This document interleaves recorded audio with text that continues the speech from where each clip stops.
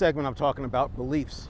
Now, coaches will often talk about limiting beliefs. We can hear limiting beliefs in other people more easily than we can hear them in ourselves. We can hear mindset stuff. So the beliefs, the pre-stimulus, the first 5 parts of the pre-stimulus are beliefs, neuroplasticity, priming, and mindset, and physiology. All of those things matter in the pre-stimulus phase. And I say the pre-stimulus phase can go on for days, can go on for weeks. This is why, you look at things like military training, getaways, retreats, conferences. They're priming you by keeping you in that setting for an extended period. And they're working on the beliefs, they're working on the neuroplasticity, they're working on priming, and of course, mindset. I went through ranger training more than 40 years ago, and neuroscience wasn't anywhere near where it is today in terms of understanding this kind of content. But yet, if you look at the structures of special ops training in the military and the armed forces, it leverages exactly what we're talking about. That's because the philosophers generally had it right with respect to the subconscious and deep practice and all those things, but they weren't able to explain it from a physiological standpoint. So it was always this mind, this mysterious thing, this mind. People talk about energy and vibration, but when you explain it from a physiological standpoint, neural pathways, it starts to make a lot of sense, and you see other examples. I say that's because everything is atoms, makes everything is fractal, and so you can learn about a lot just by observing nature and about how energy behaves. So beliefs, deep-seated beliefs, very hard to change. One, because they're hard to observe or notice, especially for the person themselves, but also I think that a lot of them are formed early in the conditioning. So remember, from 0 to 7 is when most of the conditioning happens, and from 0 to 2, theta state, is when deep conditioning happens, and the babies don't have to work for it. They just observe. This is why kids learn language, they learn to walk, they learn all these things because they're just observing and it's going in. So they don't need deep practice from 0 to 2 and 0 to 7. Then from 2 to 7, you have alpha state. Same thing, it's just a download, they don't have to work for it, which makes it easy for them to learn. But this is also where the beliefs get set. And it makes sense, again, from a hunter-gatherer standpoint, because once I figure out that tigers are dangerous, that's a good belief to have. I'm not going to question it. Why question that belief? In modern terms, you burn your hand when you put it on the stove.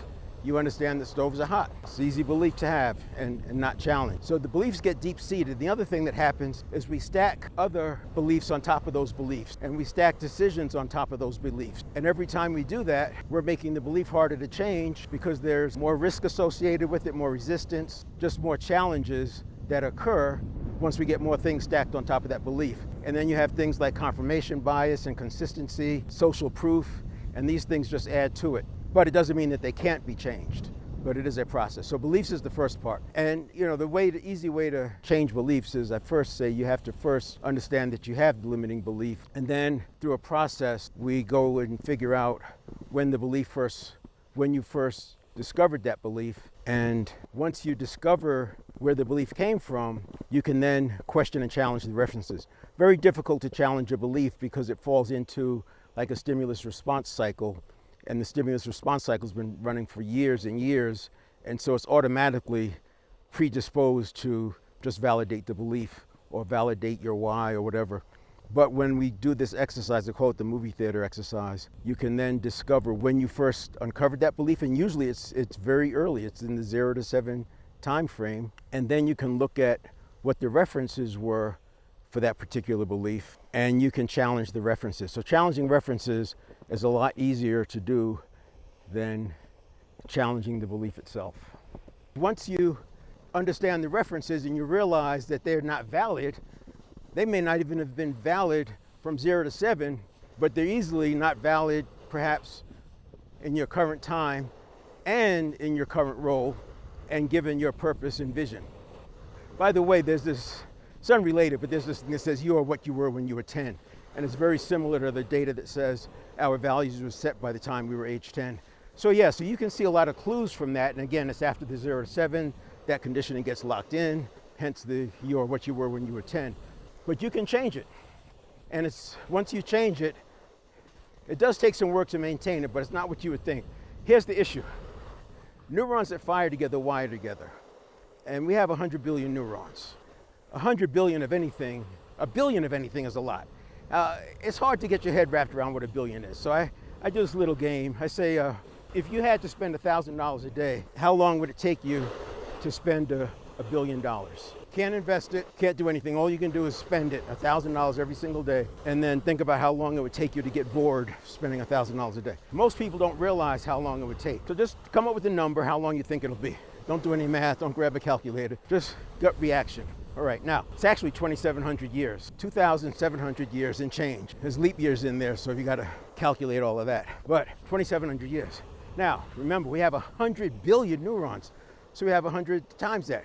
So if we were changing, if all we could do is change 1,000 neurons a day, it would take us 273,000 years to change 100 billion neurons. So you can see the difficulty with 100 billion neurons and why when neurons that fire together wire together, we have so much redundancy in these neural pathways, and one part of a neural pathway can trigger another part of a different neural pathway, and that part of that neural pathway can trigger another one. You kind of see this in mob behavior. You and I mentioned earlier that life is fractal. You can see it in mob behavior the same way a mob could be calm, and then one little thing happens, and next thing you know, you get some people doing a little bit of this, a little bit of that. Next thing you know, something else is going on, and something else is going on, and it's turned into a violent riot, and it's very predictable. So we change the beliefs by understanding, and this is where coaches come in, but you can do it on your own as well. I have a self-coaching program. But once you understand where the belief came from, and then you can also challenge the references and let that belief fall. So you're not suppressing the belief, you're not changing the belief, you're allowing the belief to fall because you have taken away the references. It has nothing to stand on. It helps to have purpose and passion because now you have context for why you're going to go through the pain of letting that belief go, because there's going to be some inconveniences. So that's the first step. You've got to first get the belief. Now, I could have put any one of these first because physiology, mindset, priming, and neuroplasticity all impact each other. You could argue which one comes first, but having gone through the exercise and talking with neuroscientists about it, I've landed that beliefs make sense to start with first because it's the one that can be the most pervasive, and we don't have a lot of beliefs compared to neural pathways. So you start small with the beliefs, and once you change them, so for example, you could have a belief that people can't change. If that belief is not altered or challenged, you can't do the rest of this stuff. It won't work because you'll keep bouncing into that belief. Now, I would say it's very difficult to change someone else, but changing yourself is doable.